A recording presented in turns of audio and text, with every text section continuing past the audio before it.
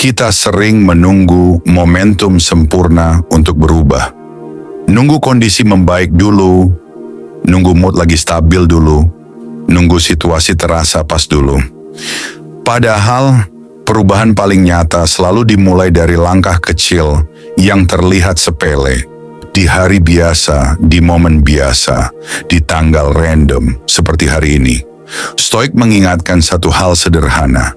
Kita tidak perlu momen spesial untuk menjadi versi yang lebih baik. Yang dibutuhkan hanya kesediaan untuk melakukan hal kecil, tapi dilakukan setiap hari. Hari ini bisa jadi titik mulai, dan 10 kebiasaan stoik ini adalah latihan ringan yang bisa bikin hidupmu lebih tenang, lebih terarah, meski dunia di luar masih berisik. Satuan terima realita apa adanya stoik selalu mulai dari sini. Realita yang ditolak hanya menambah penderitaan. Bukan dunia yang perlu berubah dulu, yang perlu berubah adalah cara kita memandangnya. Setiap pagi coba ucapkan dalam hati, aku menerima segala yang terjadi di luar kendaliku. Itu bukan pasrah, itu penjernihan pikiran. Kamu tidak bisa mengendalikan cuaca, opini orang lain, atau mood tiap orang yang kamu temui, tapi kamu selalu bisa mengendalikan responmu. 2. Kurangi reaksi emosional. Stoik tidak melarang emosi. Stoik hanya mengajarkan kita untuk tidak diperbudak olehnya. Ada kalimat indah, marah paling sering bukan respon, tapi kebiasaan. Belajar berhenti sejenak sebelum mengirim pesan, sebelum membalas komentar, sebelum bereaksi. Tarik napas 2 detik, itu saja sudah mengubah cara otak merespon. Diam bukan kalah. Diam itu menguasai diri sendiri. 3. Tidak perlu selalu membuktikan sesuatu orang yang benar. Tidak terganggu perlu terlihat benar. Kamu tidak wajib menjelaskan semuanya. Tidak wajib bikin semua orang paham nilai kamu. Di dunia yang semua orang ingin didengar, orang stoik memilih jadi mereka yang mengamati, lebih sering menang tanpa berisik. 4.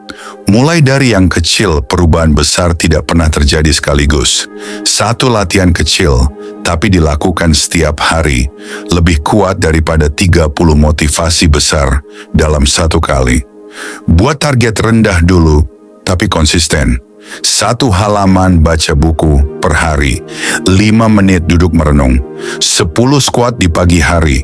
Yang penting bukan jumlahnya, yang penting dia jadi kebiasaan. 5. Tulis pikiranmu. Stoik klasik melakukan journaling. Menulis pikiran itu ibarat merapikan ruangan dalam kepala. Karena pikiran itu liar dan bercabang. Tapi kalau ditulis, dia menjadi jelas dan terstruktur. 2 menit saja cukup. Tulis hal yang mengganggu pikiran kamu, lalu tanyakan, apakah ini di dalam kendaliku? Jika tidak, lepaskan. 6. Beri perhatian hanya pada hal bernilai. Hidup kita jauh lebih ringan kalau kita berhenti mengejar semuanya. Buat daftar 3 hal yang benar-benar penting untukmu tahun ini. Yang lain hanya noise. Kamu tidak perlu menjadi bagus di semua hal, cukup jadi dalam di beberapa hal. 7. Lakukan hal yang tidak nyaman. Pertumbuhan hidup tidak ramah pada yang manja. Justru dirasa tidak nyaman, diri kita sedang diperluas. Mandi dingin, tidak scroll HP pagi hari. Hadapi tugas yang kamu hindari. Rasa tidak nyaman bukan musuh. Itu adalah tanda bahwa kita sedang diperbaiki. 8. Lindungi lingkar pertemananmu. Lingkungan adalah cermin masa depanmu. Bertemanlah dengan orang yang mendorongmu ke arah yang lebih tinggi. Bukan hanya mereka yang membuatmu tertawa, tapi yang membuatmu bertumbuh.